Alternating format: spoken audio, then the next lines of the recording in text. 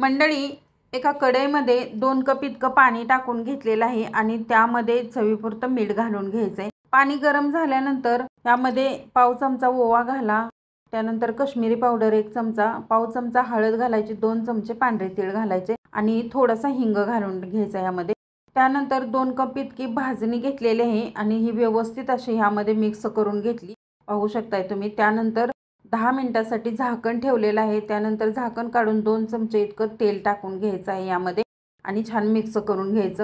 त्यानंतर एका ताटामध्ये हे मिश्रण काढून घेतलेलं आहे आणि अजिबात पाण्याचा न वापर करता कोमट आहे तोपर्यंतच हे छान असं मळून घ्यायचं आहे, पाहू शकताय।